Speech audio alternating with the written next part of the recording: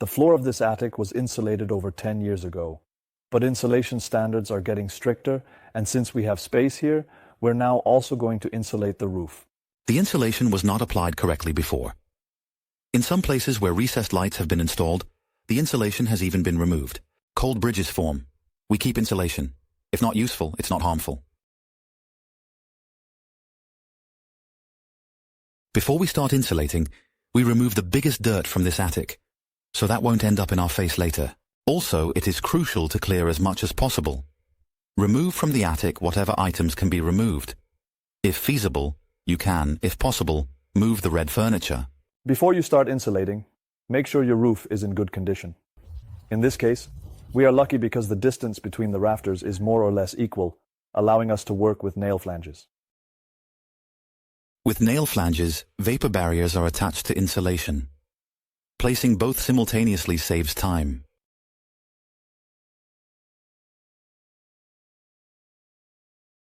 We've ordered insulation and are bringing a few packs to the attic.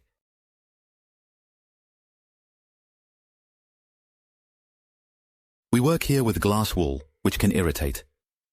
How much you're bothered by the fibers is personal and depends on how often you come into contact with the glass fibers. But safeguarding yourself is, of course, never wrong. Also, certainly avoid the fibers getting into your lungs. Then you can start installing the insulation.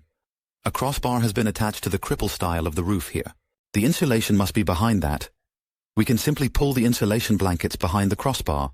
This way we can be sure that our insulation shield is not interrupted there.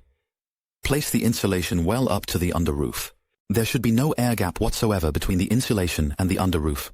So, take your insulation as thick as the width of your rafters. An insulation shield is only as good as its weakest link. Therefore, you also make sure that all corners are insulated. At the bottom, insulate to the wall plate to ensure an uninterrupted insulation shield around your house. The insulation blankets are usually a bit wider than the space between the rafters. That's why they clamp it in well. They don't fall out when you place them.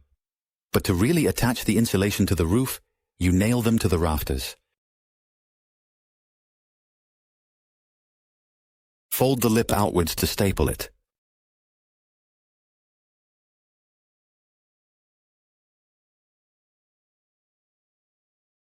You really better not attempt to attach two entire rows of insulation directly on top of each other.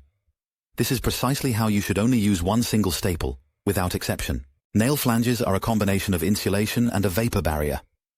The advantage of nail flanges is that you don't have to apply the vapor barrier afterwards. If you insulate an attic like here, it's best to use a soft insulation, such as glass wool. Hard insulation boards can, indeed, transmit heat downwards. In the summer, when the sun shines on the roof, you can therefore get one.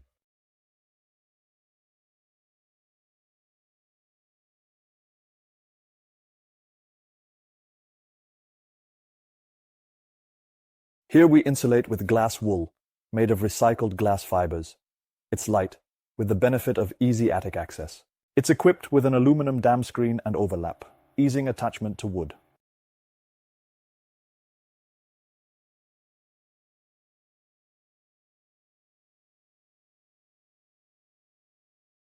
It is also a vapor-open insulation material. Actually, if moisture does get into the insulation, it can escape back through the roof to the outside. The advantage of fiberglass insulation is that it is flexible and light. The insulation consists of long glass fibers that are held together with a binding resin. On the other hand, rock wool is made from recycled rock or stone.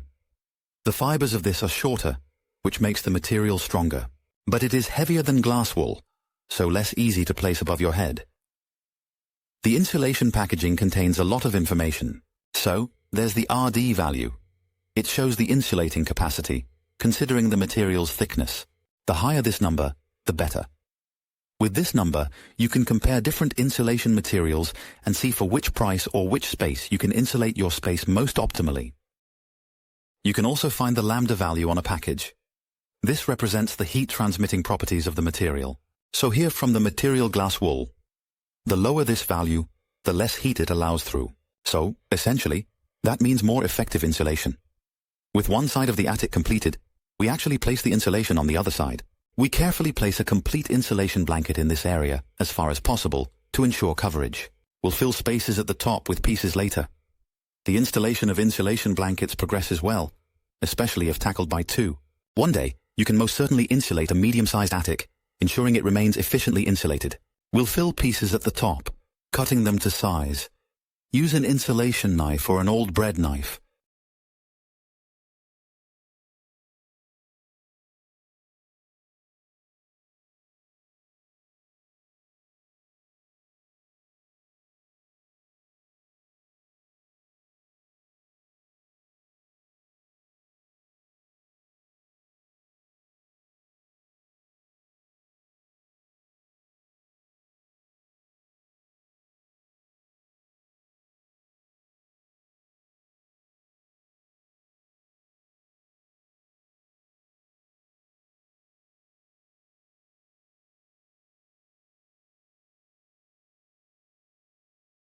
We have rafters of 18 centimeters, therefore we are also going to take 18 centimeters glass wall to insulate. We are going to insulate against the under roof twice up to the ridge beam and not in one go, because then we create an air cavity here, and that is not allowed. So make sure the insulation is up against the ridge beam. For that, you have to cut them a bit longer. This way it clamps better and the space is better filled. It is not the intention that you are going to cram everything. Insulation effectively insulates air. Therefore, it is essential that there must be air between the insulation that keeps the heat securely inside. Fill as much space as possible with insulation, but some places are too narrow to insert insulation. Fill it with insulation foam, ensuring a good insulation shield for your wall.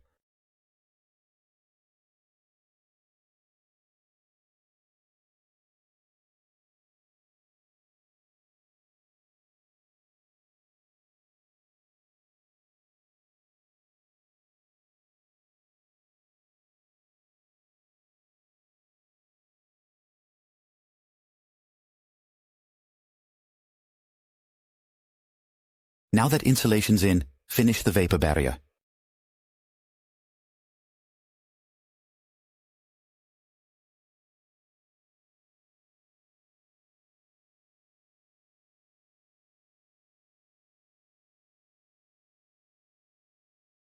The essence of a vapor barrier is that it is vapor-proof. We will then also seal all overlaps of the strips that come together and the holes of the staples with this vapor-proof tape. While doing this, we'll also check for any holes, like here, and we'll repair them. The aluminum tape seals the vapor barrier, which is necessary because without it, the heated indoor air can penetrate the insulation. Here the vapor will then condense on the underroof. The steam becomes liquid and the insulation gets wet, causing it to lose its insulating property. The warm indoor vapors can therefore not condense against the cold underroof due to the vapor barrier. You can seal the overlap between different insulation pieces with aluminum tape, but the seal between the insulation and other building elements is made with vapor barrier tape. Ensure that this particular tape firmly adheres to stone, wood, as well as the aluminum vapor barrier. Most tape suitable for vapor barriers has this property. Carefully seal all openings and transitions with this tape. Only in this way can you get a completely vapor-tight screen and avoid problems with your insulation.